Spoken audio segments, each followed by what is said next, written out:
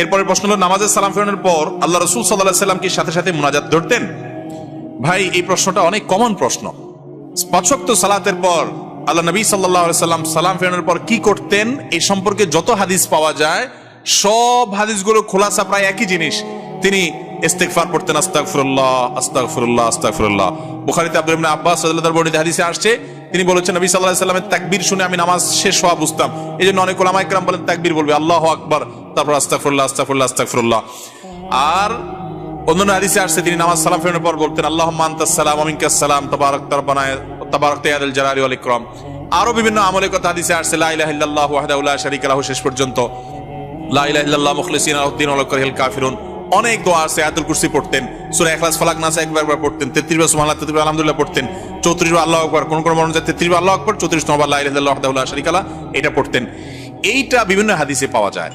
এখানে উলামা ইকরাম অনেকে আছেন, আমি ভুল বললে ধরাই দিবেন, আমি কোরআন হাদিসের কোথাও কোন হাদিসে পাই নাই যে রাসূল আকরাম সাল্লাল্লাহু আলাইহি ওয়াসাল্লাম নামাজের সালাম ফেরানোর পর, পাঁচ ওয়াক্ত নামাজ সালাম ফেরানোর পর সাহাবীদেরকে নিয়ে আমাদের মতো এরকম ট্র্যাডিশনাল দোয়া ধরতেন, হাত তুলতেন। নামাজের পর দোয়া কবুল হয় তিনি বলেছেন, এই জন্য দোয়া করবেন প্রত্যেকে যার যার মতো।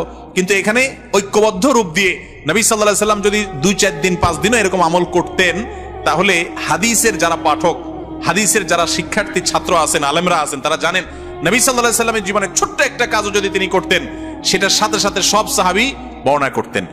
কোন এক যুদ্ধে ফজরের পরে তিনি বিড়বিড় করে ঠোঁট নেড়ে একটা দোয়া পড়ছেন, সাথে সাথে সাহাবীরা ধরে বসছে, ইয়া রাসূলুল্লাহ কি দোয়া পড়ছেন আপনি, আমাদের শিখিয়ে দেন। এই হলো সাহাবীরা। সেখানে শত শত সাহাবীর সামনে তিনি ইমামতি করবেন, নামাজের পরে সালাম ফিরে যদি 2 হাত সবাইকে নিয়ে তোলার অভ্যাস তার থাকতো, 2-4-10 দিনও যদি এরকম করতেন সারা জীবন, তো পরের কথা। হাদিসে সেটা আসতো নাকি আসতো না? তাহলে স্পষ্ট বোঝা যায় নবী সাল্লাল্লাহু আলাইহি ওয়াসাল্লাম বিভিন্ন দোয়া জিকির এগুলো নামাজের পরে পড়তেন।